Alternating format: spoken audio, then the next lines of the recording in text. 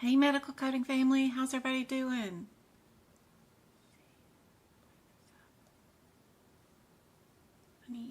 I gotta put chat over here.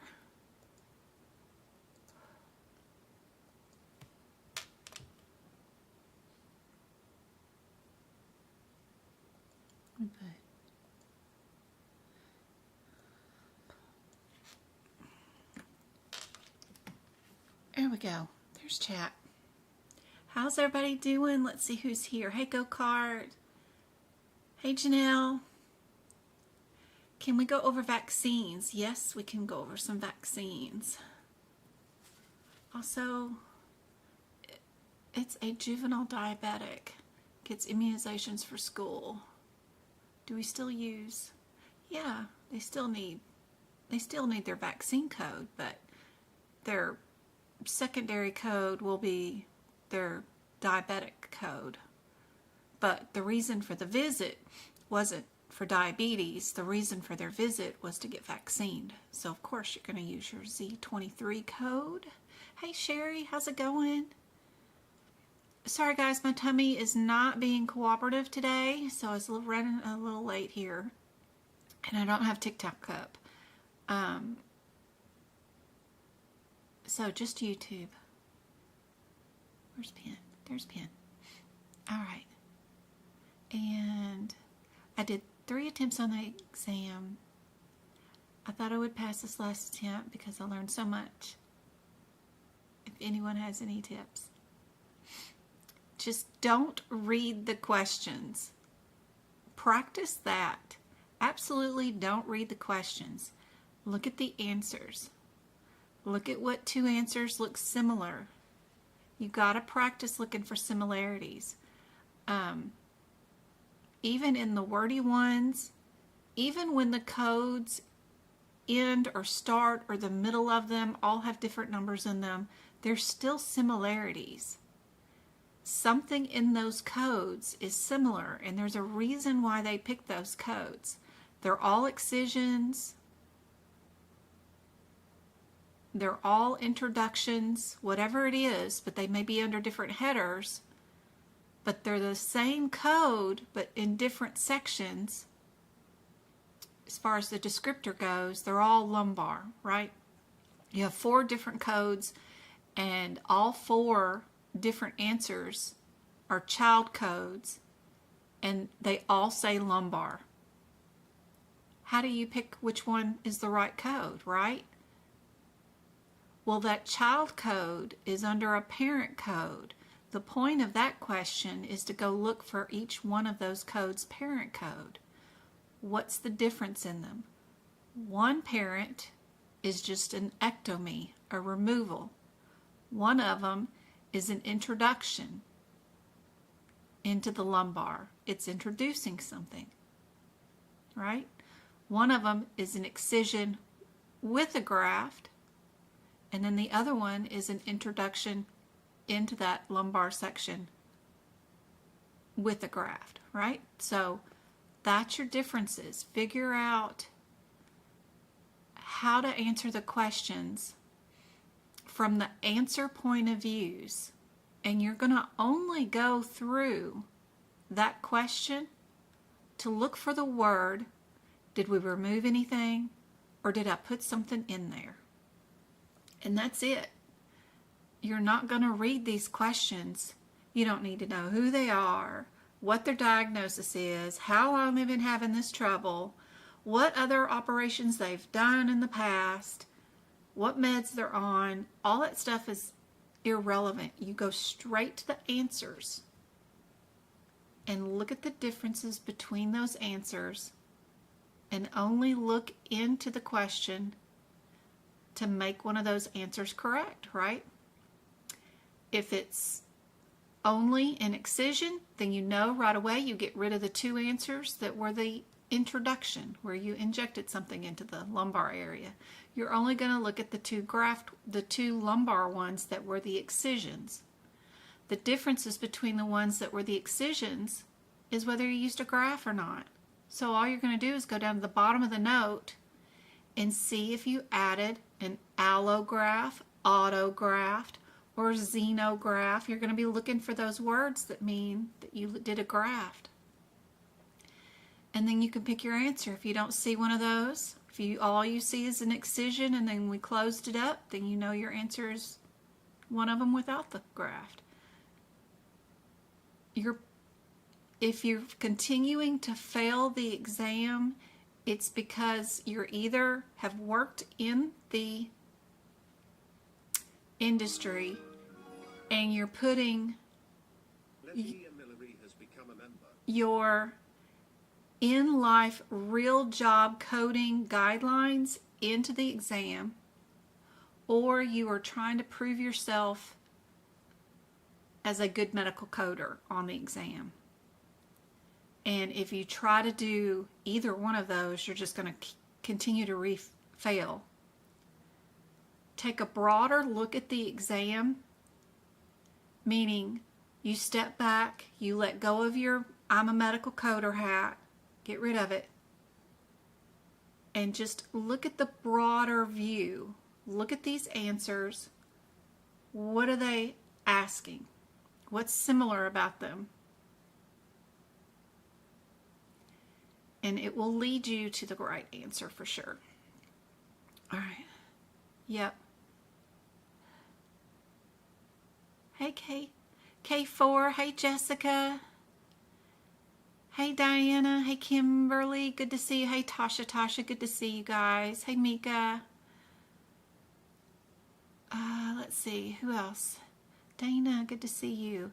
I have loads of questions for you, but I'll post them on the next live since you're not feeling well. It's okay. It's just my tummy is like, oh. I had frozen taquitos last night, and I guess they just did not agree with me for some reason. Hi, McNair. I'm happy to help. Jenny, I have an issue with coding out large operative notes. I get overwhelmed looking at them. The operative notes I find are the easiest to do. Who asked me about immunizations? Who was that? Oh, that was Go-Kart. Okay, good. And then Jessica, it's all right. Seriously, I'm like 50. What am I now? 50. I don't know. Born in 71. So is that 54 this year?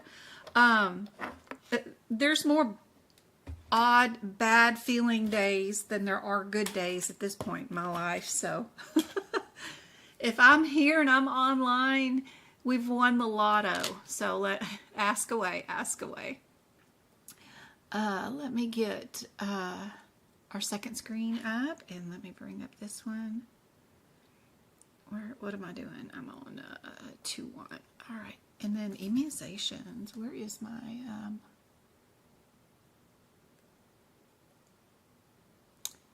my little camera?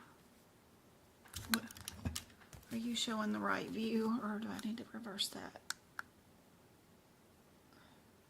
Ooh, I can't wait for the new books to come out. I always say that, and then I hate it when they do come out because they're so... Okay, there we go. It's so overwhelming to redo these notes all over again, you know. First thing you need to know about immunizations is, are they coming in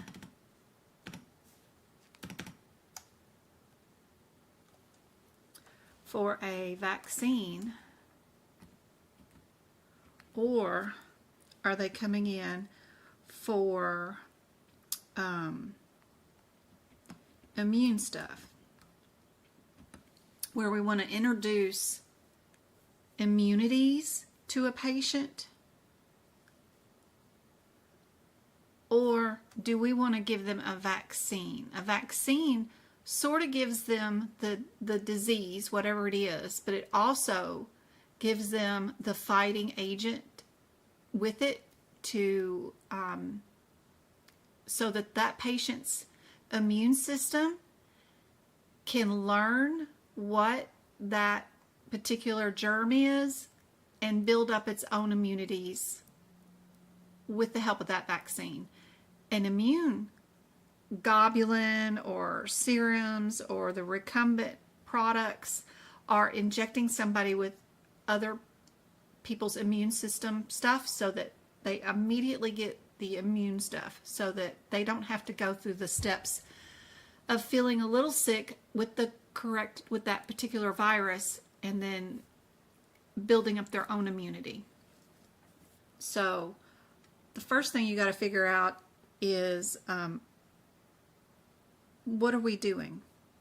Am I going to be in the 902.81 area that goes all the way down to the 903.99? You have to be careful about RSV when they mention that because there's vaccines for RSV, but there's also immunoglobulins for RSV. So they could put a tricky question about that. And then rabies is a good one, where there are rabies vaccines. If you're going to get a job and go to work as a animal catcher, right, you want to get your rabies vaccines, right? But if you're at the park and some raccoon comes up to you and bites you on your butt end and runs off, you're going to go get the immunoglobulins so that you can immediately already be immune the day you got bit, right? You don't have time to build up an immunity. So in particular, you need to make sure, especially for the CPC exam, if it says RSV or if it says rabies, double check. If the patient was bit today, then you know they're getting an immunoglobulin and you need to be in this area. If it's a newborn baby that was just born and they have siblings in the home, or they were born extremely premature, they're going to be in the immunoglobulin area, this area. So it would be preemies, or if they have like octomom, they have 8 siblings at home and then she's bringing home another one, right? You want to go on and pump that kid full of immunities, and we'll worry about building up their immunities later. I mean, they're going to have enough to fight with the other 8 other kids in the home. But does that make sense? It's got to be an extreme baby, or maybe even a heart baby that has siblings or something that's going to have be in and out of the hospital a whole bunch, or chemo baby, somebody that has a severe chronic condition that they can't take one more thing. They just need to have the immunity. So it's got to be an extreme baby or super sick kid or multiples. And then the rabies thing I told you about. So figure out if you're in that. Those 2 things are the first things you got to worry about for vaccines. After that, vaccine codes are going to be in your like 91300 through your, how far does that go? 90749 area. These are the vaccines. And then this is the globulins. The goblins.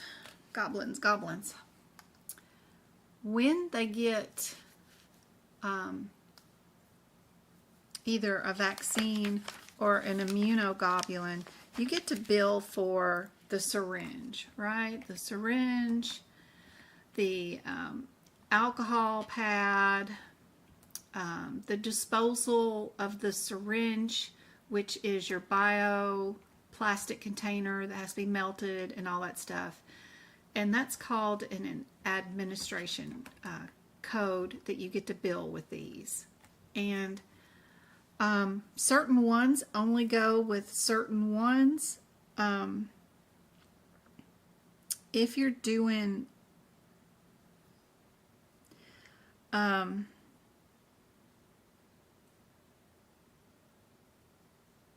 let's see, how am I going to explain this one?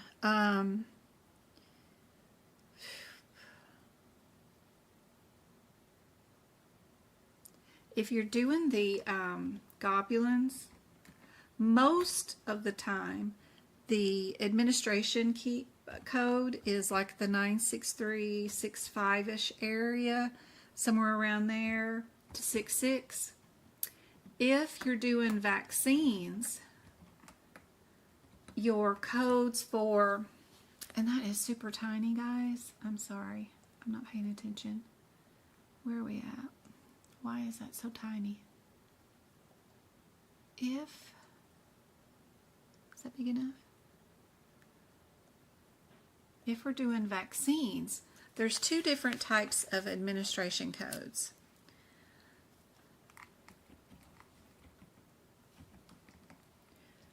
The first type is 906. Well, there's probably more than that, but two main types for the exam that you need to worry about. And then the 61. That administration code, and then the other one is our 90471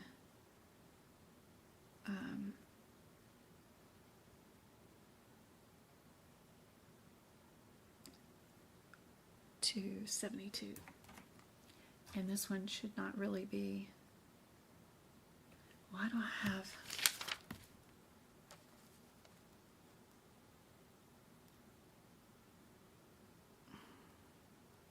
I don't know what in the world I was typing there. Two types of administration fees. That's what we're doing. And yep, for vaccines. And I wanted to do,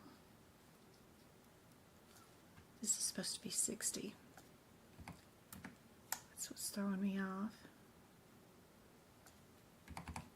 And then that for the 61. 60 and 61, then 71 to 72. But their differences are whether the physician counseled the patient on the risk of doing the vaccine versus not doing it. And then just ordered.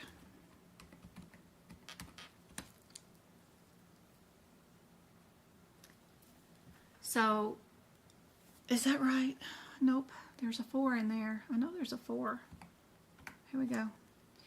So, here we go. If it's going to be 904, 60, or 61, you have to know if a patient was counseled or not. And they'll have to say that word in the practice exam question. If they don't say counseled, but they say that they advised the patient and the parent of the risk, then that's good enough. But most of the time in the AAPC's verbiage, they'll say counseled. But every once in a while, I've seen one practice exam question where they say they just advise them of the risk. But be sure and look for those two words or any AKA terms that may mean that. What they're actually telling the patient is, if you don't get this vaccine, this is what's going to happen. If you do get this vaccine and I give you the normal MMR, right, mumps, measles, and rubella, they're going to talk to that patient about the disease mumps. They're going to talk to that patient about the disease measles, and then they're going to talk to them about the disease rubella. So that's one vaccine, but it has 3 different diseases in it, right? And with this administration code, you get to get paid for counseling on all 3 of those components. And you'll use the times on that 61 to account for all the components that you advise that patient on. When you're using 70 and 72, it's just what vaccine was ordered. If you ordered MMR and then you ordered polio, and then you ordered Prevnar, which is a rotavirus one, you get to bill based off the number of syringes that you used. So we've got 3 here,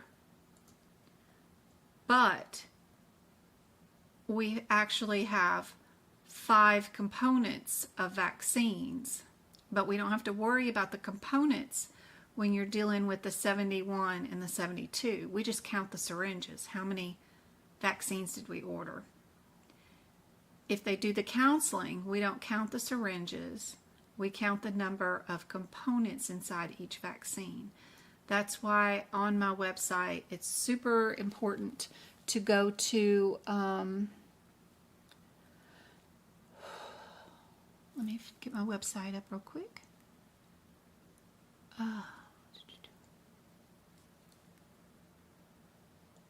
They don't tell you this before the exam, and it's not written in the study guide, which it should be.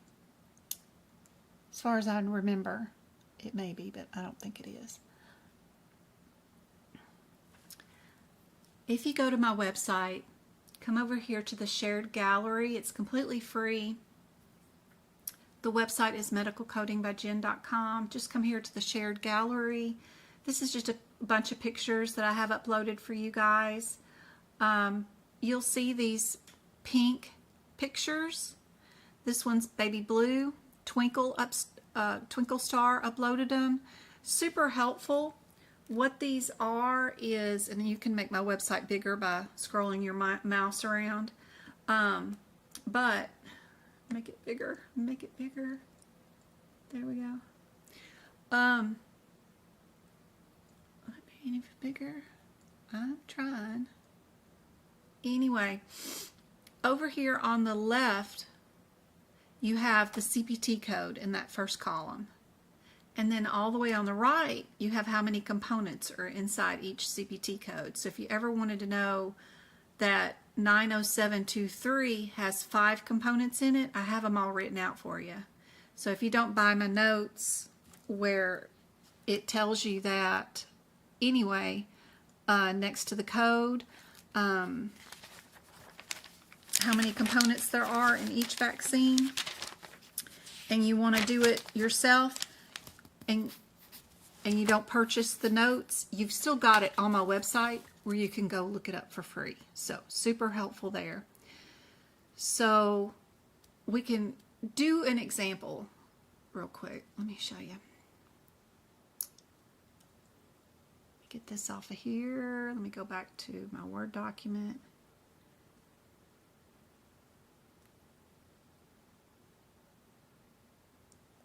Yep. Sorry, I'm not looking at chat. If I missed anything right now, I'll be right back. Let's see.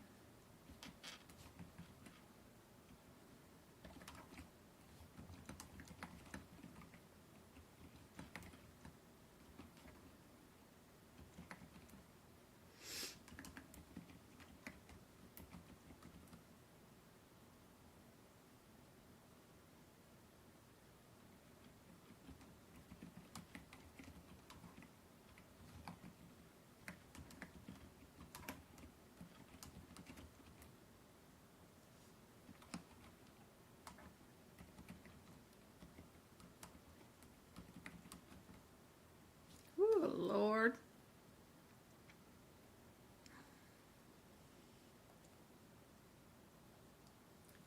Can't get my E's in today.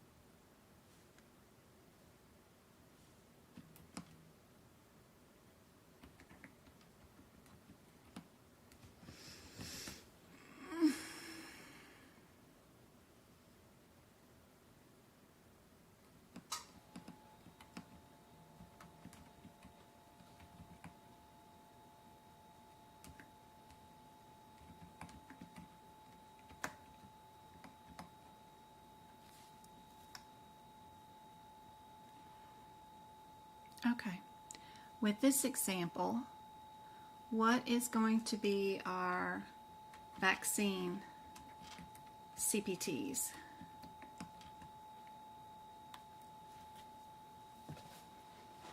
If she's 2 years old, which DTaP is going to be the one administered?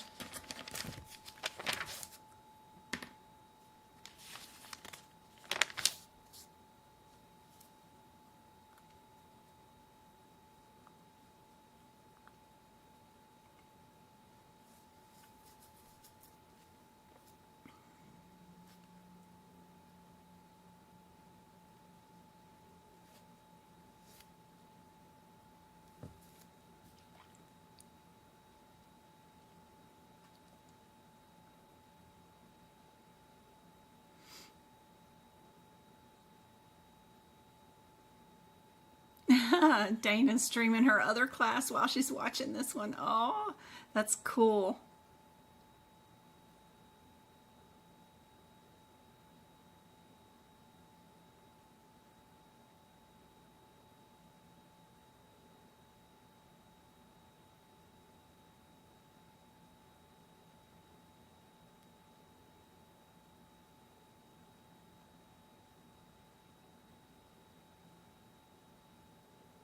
Jessica did her homework. Good job. You're awesome. K4. When would we use vaccines in the HitPix book?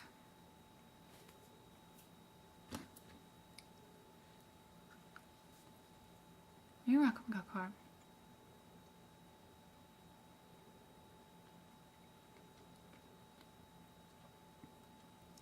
BANU said they're going to have their exam on Friday. If you look at what Jessica wrote up here, all of her mentions of the vocabulary, CPT codes, yep, all that stuff right there is on the exam for sure. 90700. 90700. Is that TD or is that TDOO? Okay. Yep, less than 7. Good.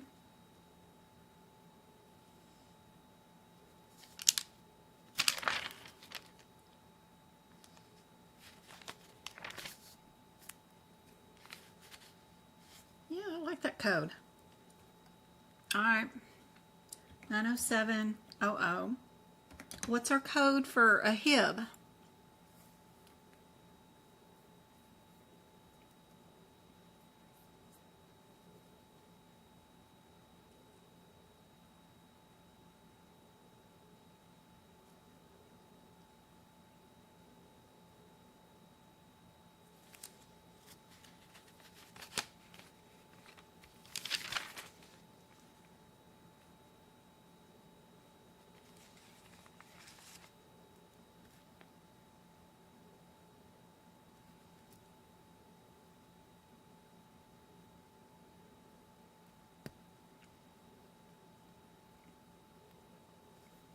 Sort of need to know if they're on a 3-dose schedule or a 4-dose schedule. There's also a vaccine that has DTaP and HIB in it too at the same time. They comboed it and made it one vaccine, but I don't like giving that one. I had kids have more reactions with it, so I never gave it.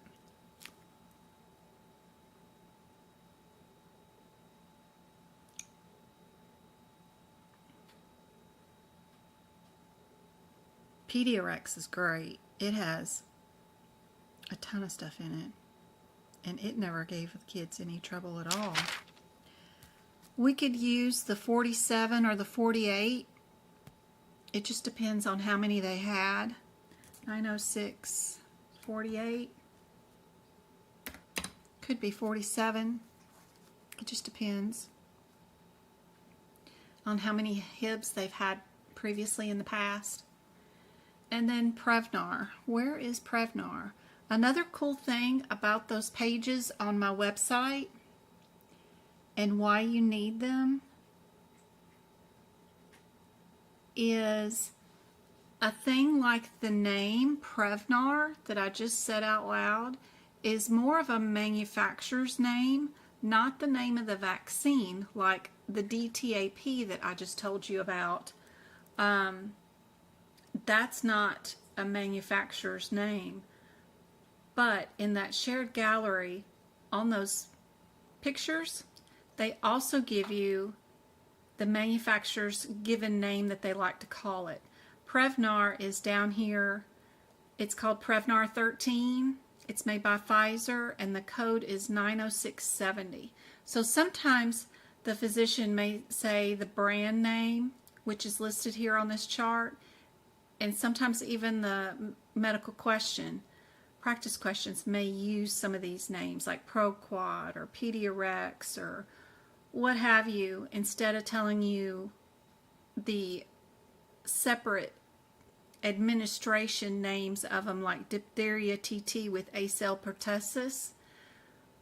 A lot of times we won't say all that because it's so big, but we'll just give it a nickname over here, these brand names. So moving that information over to the codes is super helpful. I have it in my notes down too. 90670, is that what I said? 90670? Something like that. Already forgot about it. Yeah, Prevnar. 90670.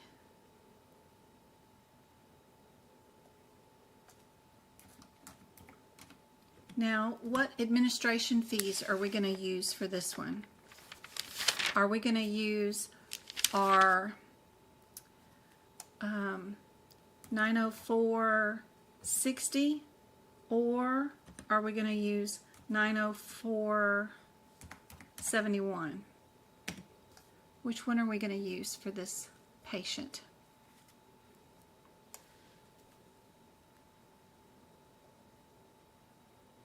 Thanks, Dana.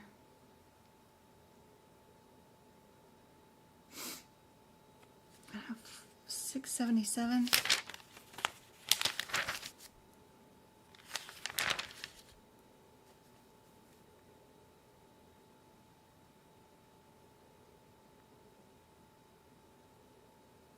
I know 677.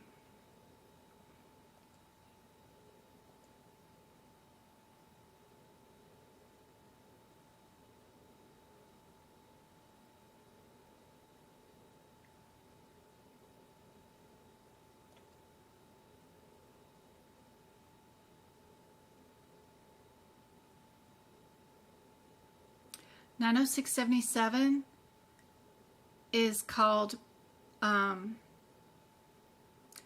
20, and 90670 is called Prevnar 13. We never did give Prevnar 20.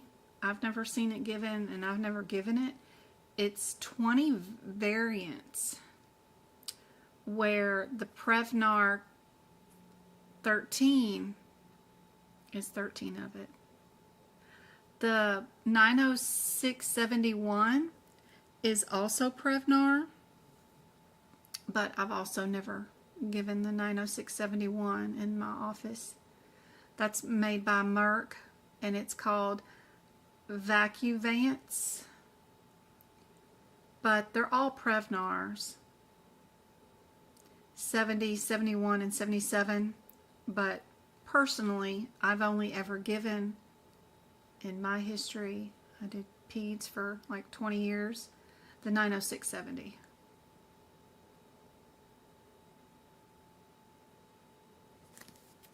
I think it depends on which country you're living in. Different countries get different variants. I think the 70 and 71 and 77 might be different regions of the planet that those vaccines are released and given on.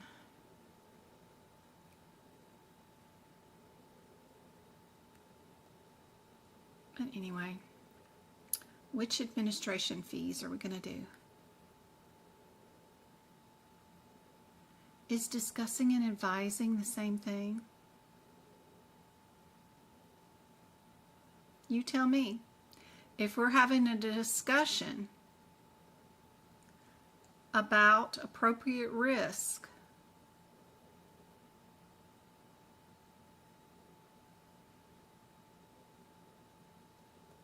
is a discussion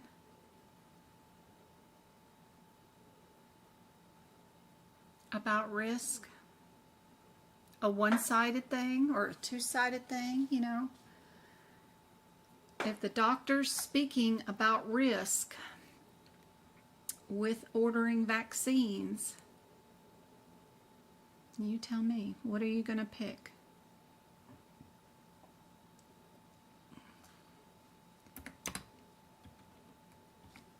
Oh, I got a cat paw on my sock.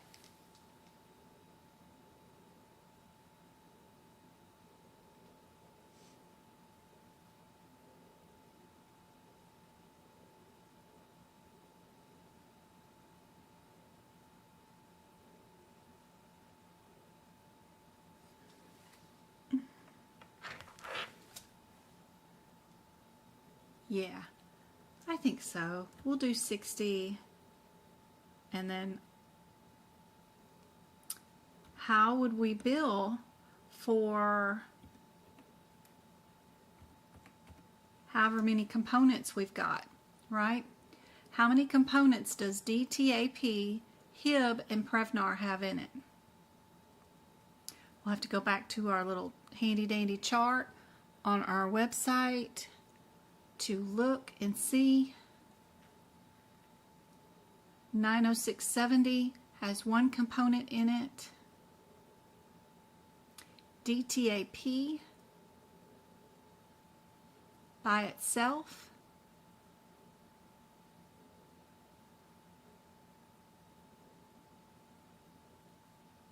has 3 components in it. And then HIB. HIB, not hepatitis B. It has 1 component in it. So, if our total number of components equals 3, 4, 5, equals 5 components.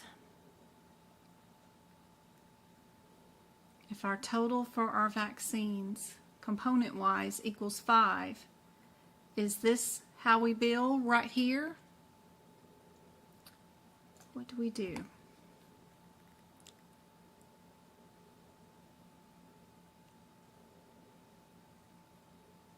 How do we do our 90460 and our 90461? What are they going to be doing? Do we just attach them to the vaccine codes right here and we're done? Or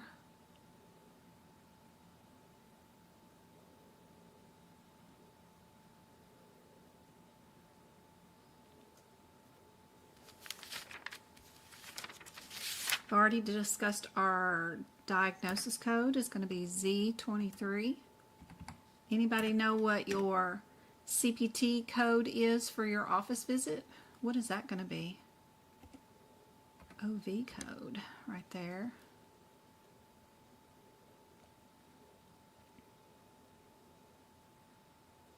You would times the 61.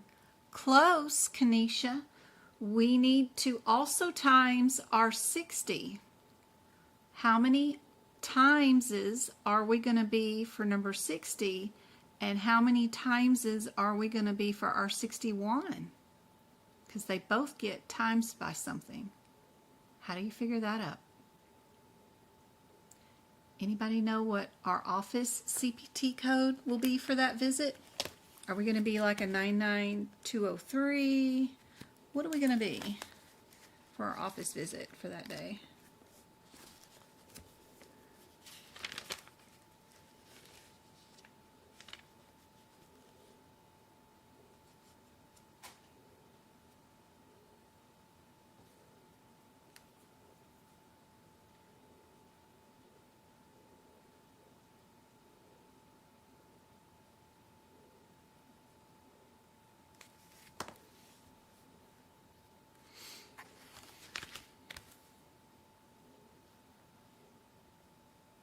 Correct, Diane. What's the code?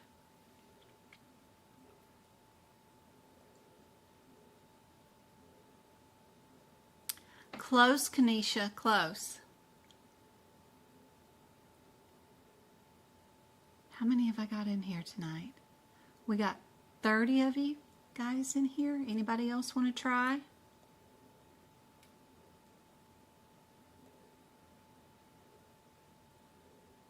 So our 60 is going to be times 3, and our 61 is going to be times 2.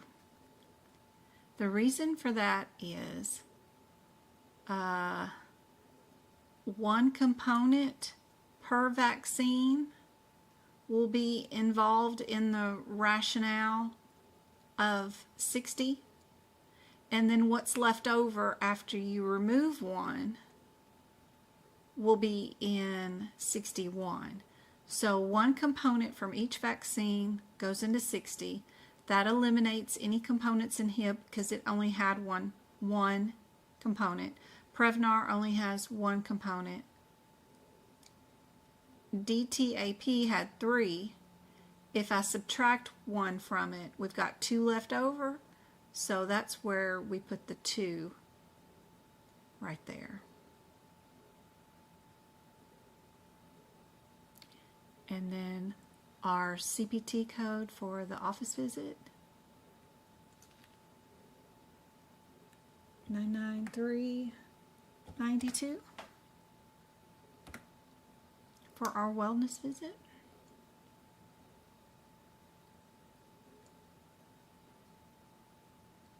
Let's say it is your policy at your doctor's office to not utilize the codes 90460 and 61 at all, unless you have a recumbent or immunoglobulin vaccine given.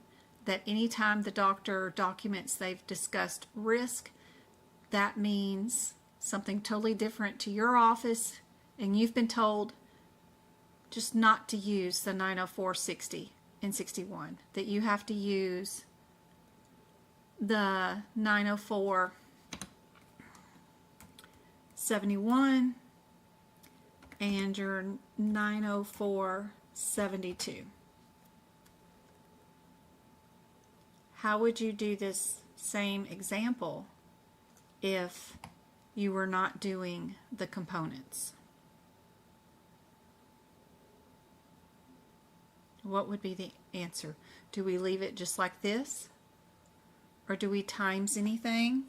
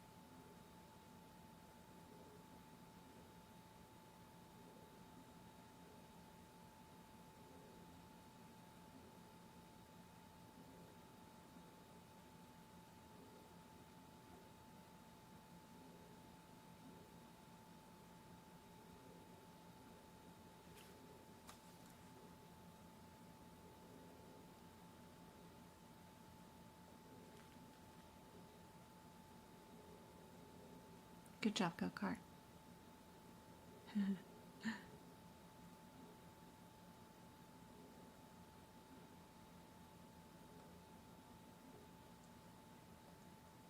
If the patient did not discuss, the provider did not discuss, the provider only did the orders. Provider orders those vaccines, and there was no discussion of risk. You would not consider components to be a thing. It's not going to be an issue. you're just going to count how many syringes you used, right? This will be all in one syringe, this will be in a syringe, and this will be in a syringe. So that will make 71 does not get timesed ever, just so you know, but the 72 does.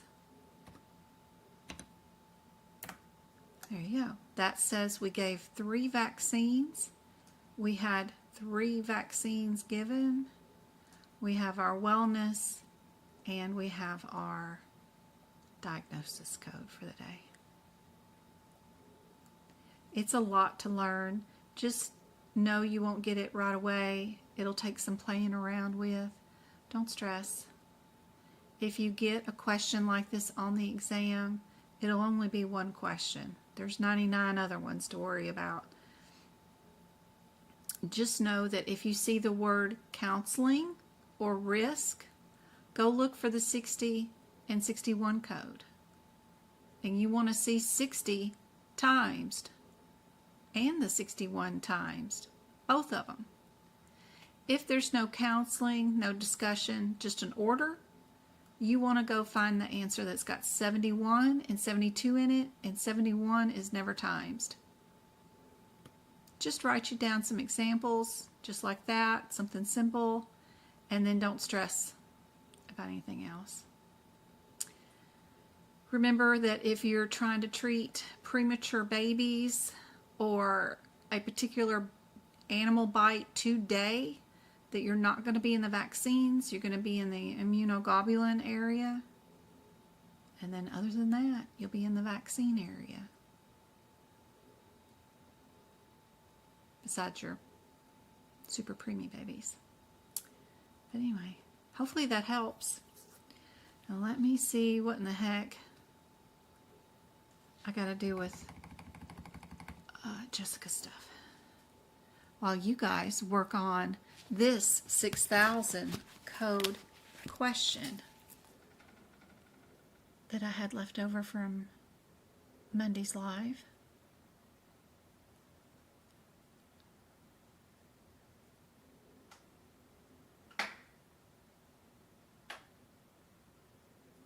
Yes, K4, it says single or combination vaccine. What do you think DTaP is? DTaP is a combination vaccine. That's why I billed it with a 71. The Hib and the Prevnar are single injections. They're not combos, but I'm going to bill those over here with my 72 times 2. 71 is a combination vaccine. You can't bill the 71 administration and then throw all of these vaccines into one syringe and shoot the kid with it, right?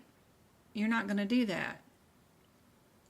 That's not what they mean by combination vaccine. But this is a combination vaccine right there already. DTaP. It has 3 different diseases in it. It is a combo vaccine. And I can administer it with the 71 by itself. Yep. And then Hib and Prevnar will go here times 2.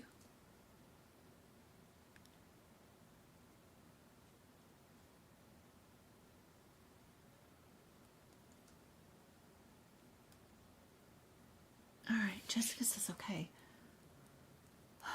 We definitely scroll back some other time, but I'll post questions here. You mentioned the other day about removing 4 corns from the feet. Yep, that will be on the exam. Removing 4 corns from the area.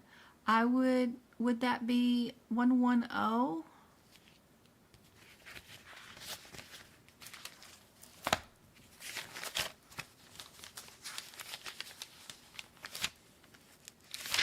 Anything with roots in it? Plantar roots? Let's see.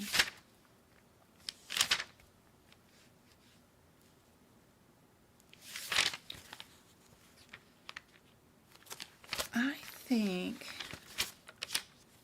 you'd probably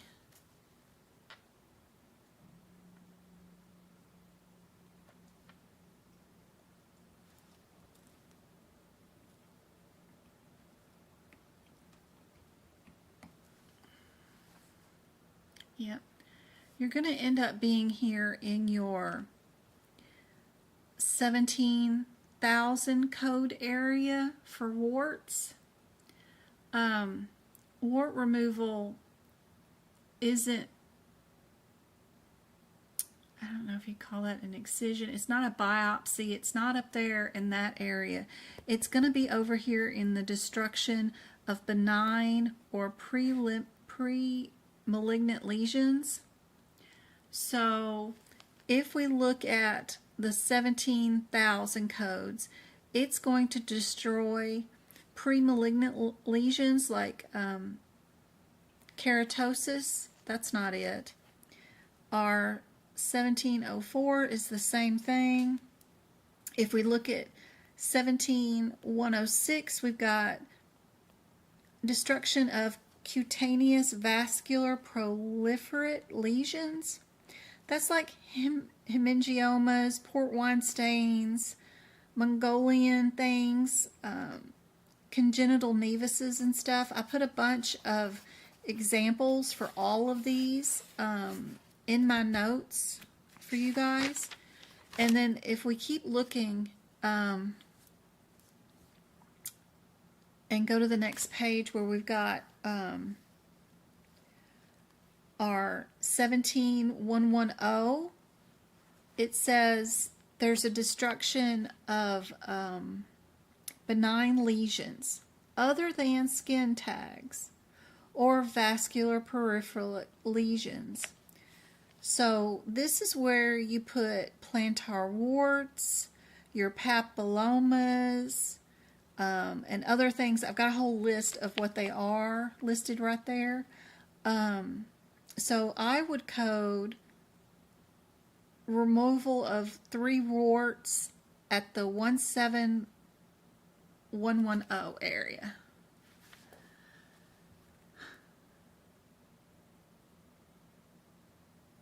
Because if we're all the way up there in the 110s, you're like doing biopsies and removal of, I don't know what, 11056. See, you're under the header of biopsy. Look at your headers. If you went to 11, where am I at? 056, you're under pairing or cutting. What the exam question would say that you were destroying something, and pairing and cutting for your heading isn't what you would have done. And you can see the parenthetical that's right there underneath pairing and cutting. It says for the destruction of benign lesions other than skin tags, vascular peripheral lesions. See 17110 and 17111.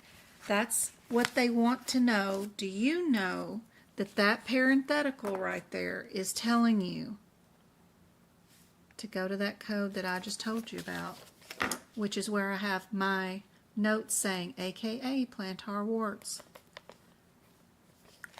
Right there. All right. You mentioned T cells. Is the only code that important to the exam only in CPT? No, the T cell thing was not even in the CPT book. It's in the ICD-10 book. The T cell mentioned, so where are your T cells? What body part am I going to go look up? Am I going to go look up chapter 5 for mental behavior and neurodevelopment? No.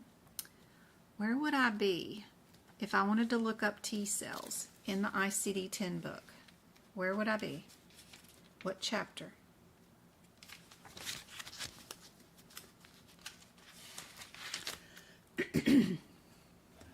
What time is it? Okay, good.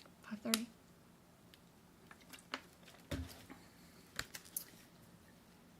Miss Jessica, where would I be?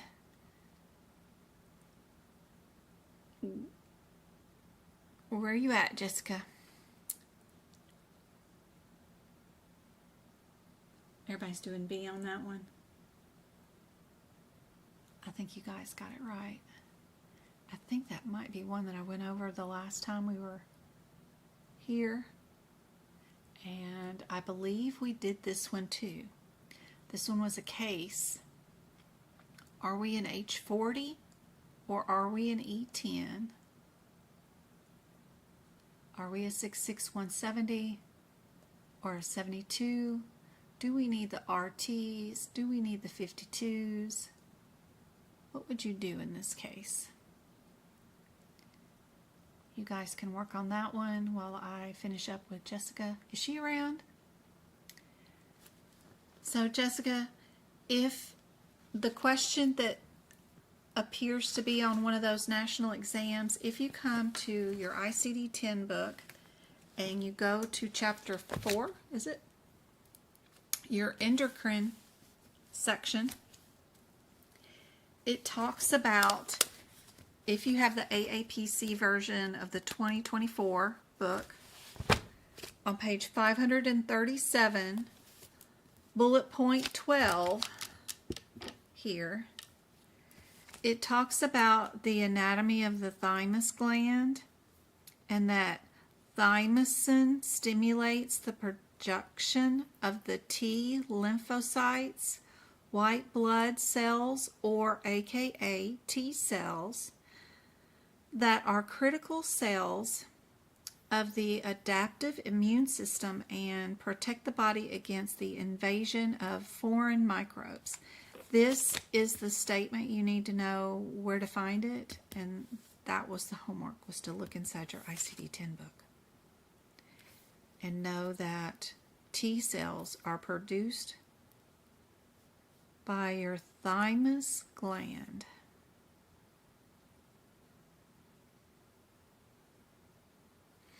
And what they do.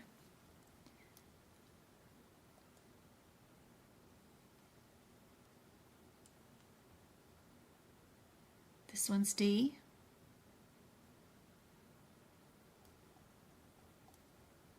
All you had to do, 2 answers, ended in 70 right here. Do we do reduced services for glaucoma? We're not going to stop any procedure in the eyeball. So that's silliness right there. You could just pick 70 and move on with your next question. If you did this with the process of looking for similarities and then considered which modifier you would do. It was the right eye. You know you have to have that. Even if you went by the modifier, because you knew you had to have it, if it was a difference between A and D, D is still the smaller, cheaper procedure, the smallest number. A lot of times they try to push you to see if you will pick A because it's the more expensive procedure. Don't ever do that. Pick the smaller of the 2 numbers.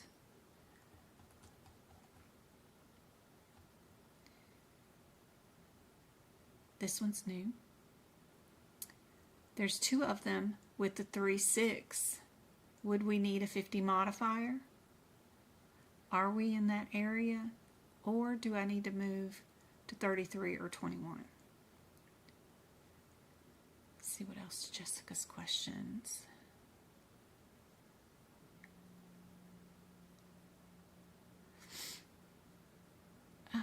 Intersex surgery. Is this only for adults or for children who are born with both parts? Or is it for both?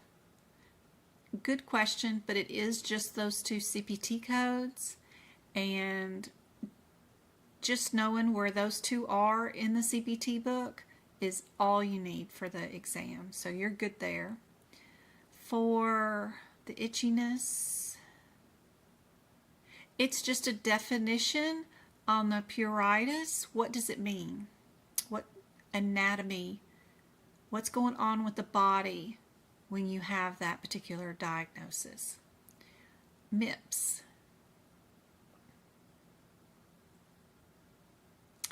MIPS are also in your ICD-10 book. If you look at the very beginning of your ICD-10 book, whichever one you have,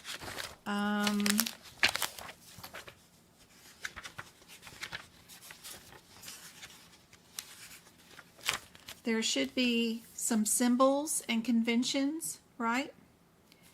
And then there is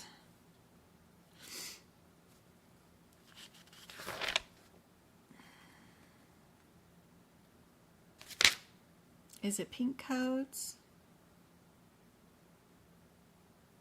One of them is a symbol for your MIPS codes.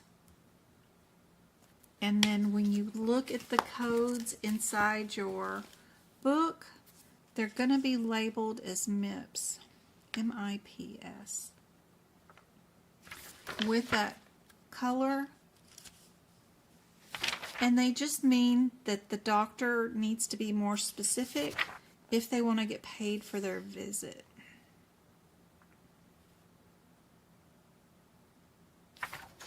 So learning what the symbols and the conventions up here are talking about is helpful. That's where you'll find your MIPS symbol, is up here. And then also, do we need to know any dates regarding HIPAA, Medicare, and Medicaid? Yes. And write those in the very beginning of your CPT book is what I did. So in the beginning, before you do anything with like E&M or stuff, like I have the date for Operation Restore Trust, May of 1995, HIPAA, 1996. Those kind of things are super helpful. When was Obamacare? Anything else? Date-wise, it's super helpful. I just write them right here in the very beginning, right before my E&M section. That way I have that done. Yeah, I got through her questions. All right. Back to A. Y'all would be second guessing over here.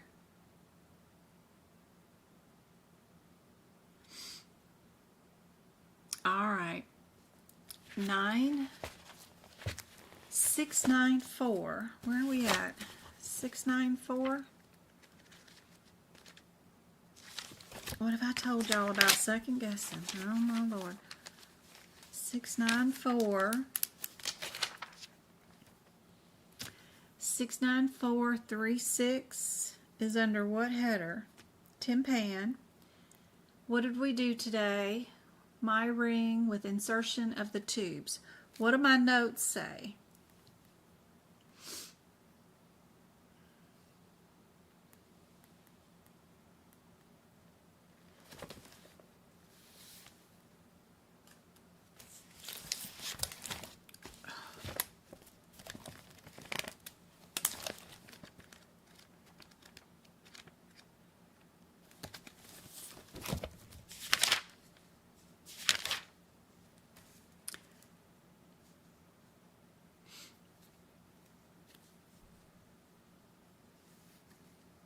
My ring means the tubes are already in place.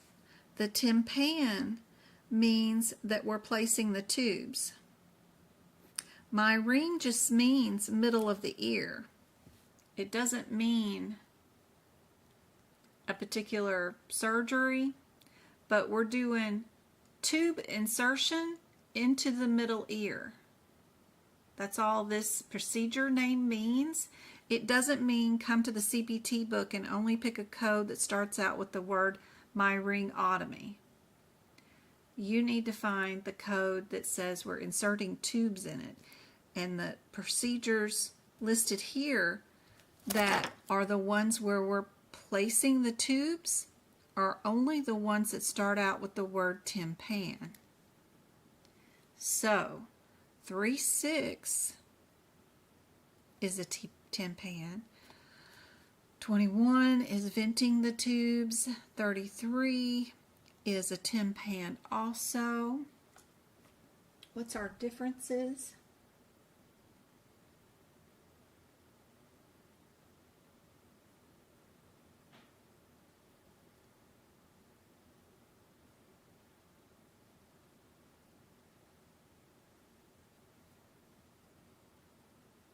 We did bilateral.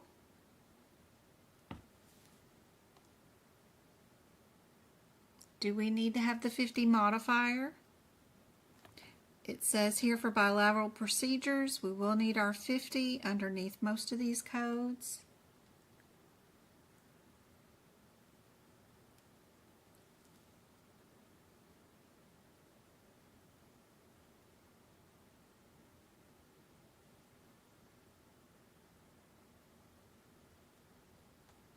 A is correct. Good job. And then I have a little rationale on why all the other ones are wrong. But it's super easy when you got the same answer down twice.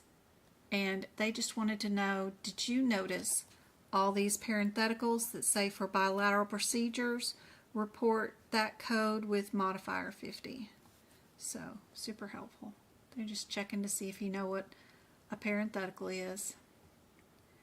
What about this one? 644. 33 and 35.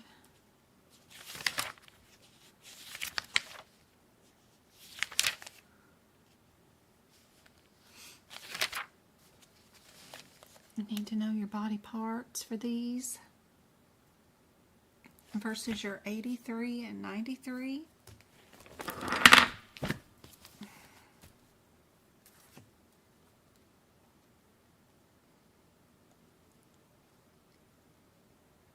General anesthesia, yep.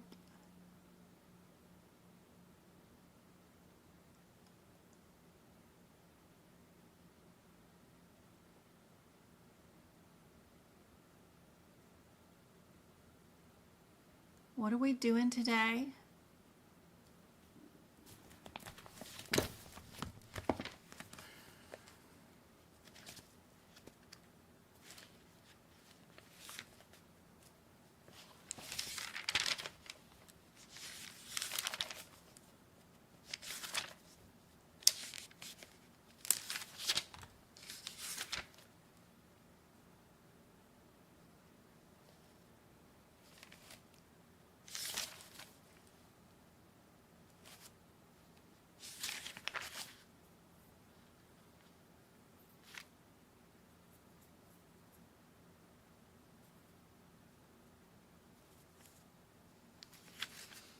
And then 64484.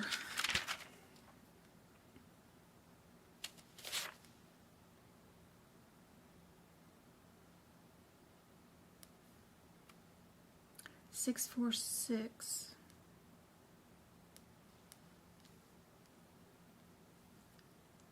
And then 644. Are we under somatic nerve or are we under automatic? Nope, nope. One more back.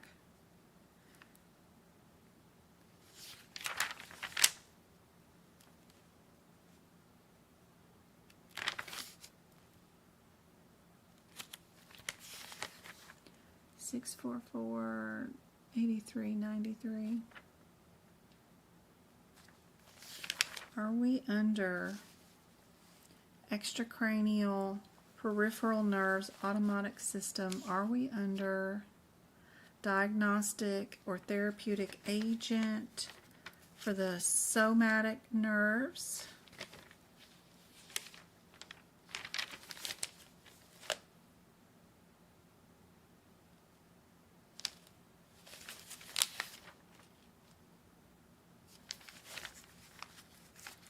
You can see you've got two that are under a separate set of somatic nerves listed here for the 644s, and then a second set of somatic nerves listed under the 646.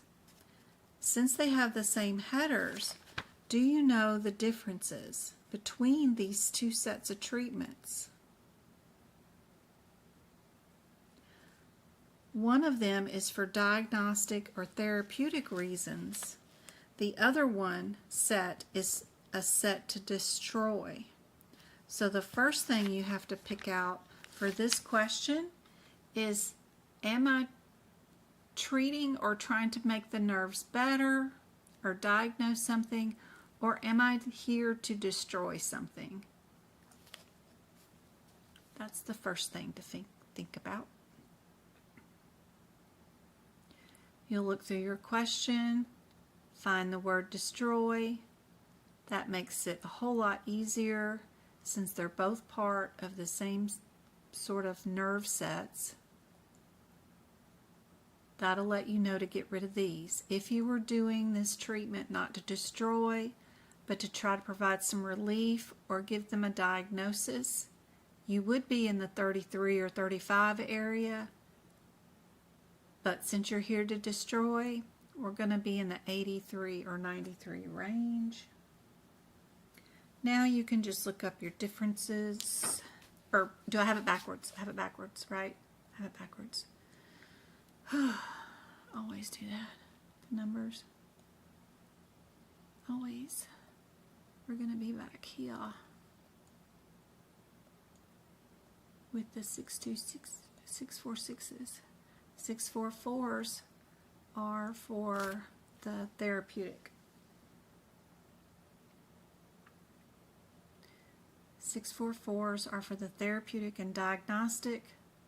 The 646s, they are the bigger numbers in the back.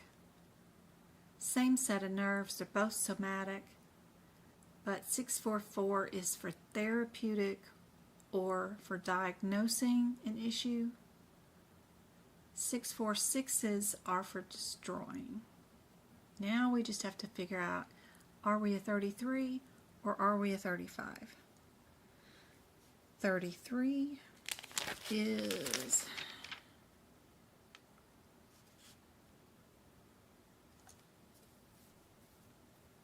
cervical and thoracic. 35 is lumbar and sacral. That's it. Just had to see if you're up high or down low. Easy peasy. B. Yeah. Good job. Good job. All right, let's try not to be dyslexic on this one. All right.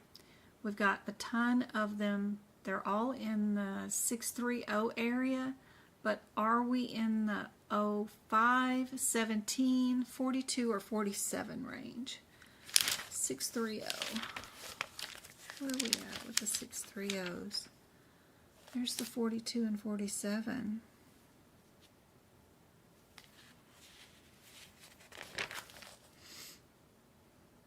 (42) and 47 both are that clear example that I was talking to you about earlier today, where they're both children codes and you can't do anything with them. You need to go check out Mama and see what the difference is between the two mamas. So 47's mama is 36045, and she's a laminectomy, fascectomy, and a forectomy. They're doing all three. Where 63042 is a child code, but her mama is 36040, and she's just a hemiectomy. What did we do today?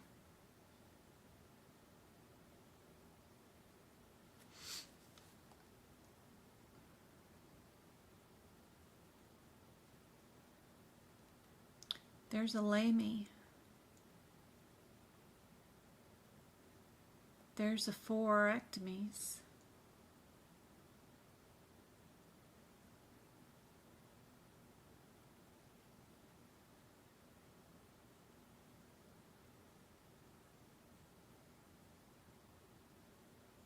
What else do you guys see?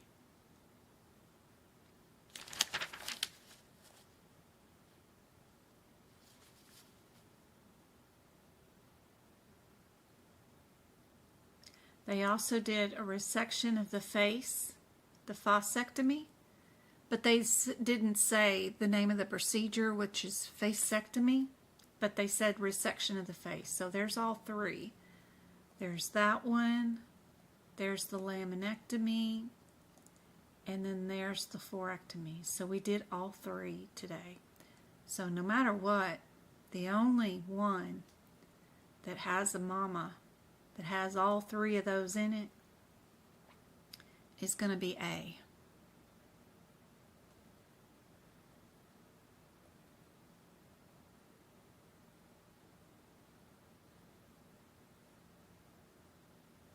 Feel like you spend too much time looking up every code. Ah, no frightening.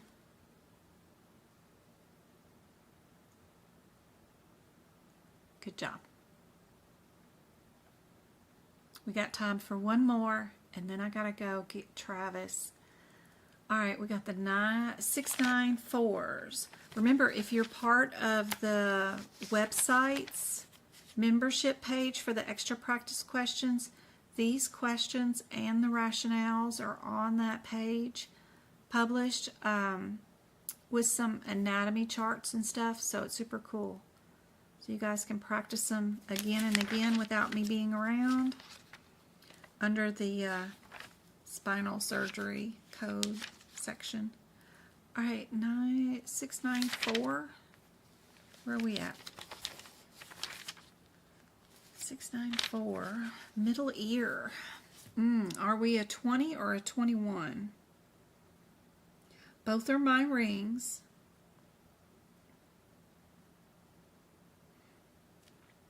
The only difference is anesthesia, right? We did do general anesthesia, so we know we have to be 21 no matter what, so we can get rid of that one. It's so handy to be able to do this. Remember, on the real exam, you won't be able to do this. You won't be able to block things out of your way. And then our only difference is the 51 or a 50 modifier. Which one would we use? Is there any instructional notes anywhere that say which one to use? One says bilateral, one says multiple. Is there anything here that tells you what to do?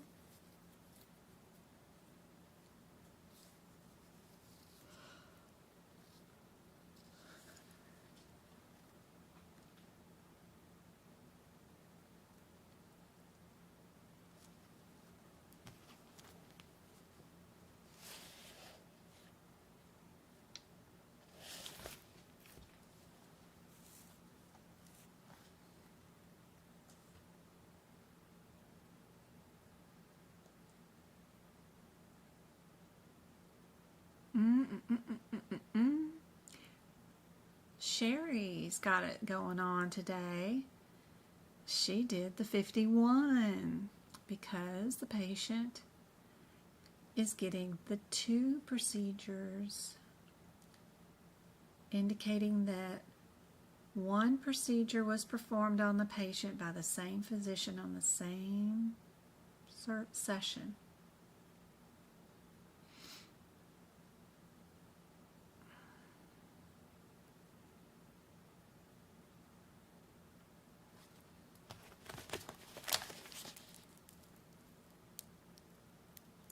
$50 is for bilateral, and we only did the right ear. We didn't do the left ear. So be careful with those two. Don't let them get you mixed up on those two.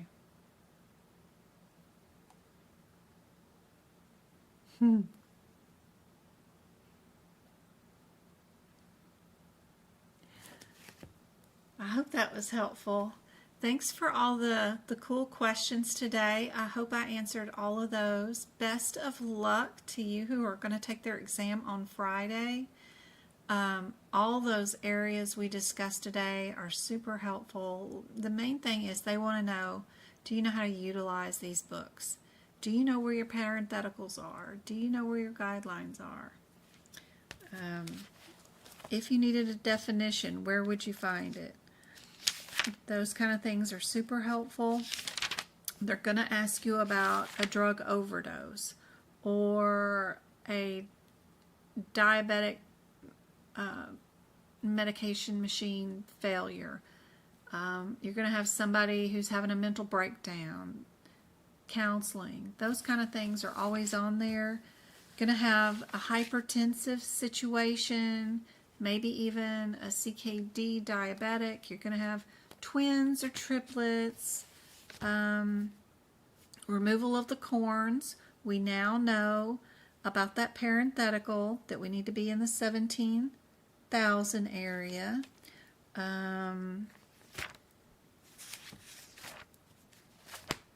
When you remove a lobe from a thyroid, that's a total lobectomy.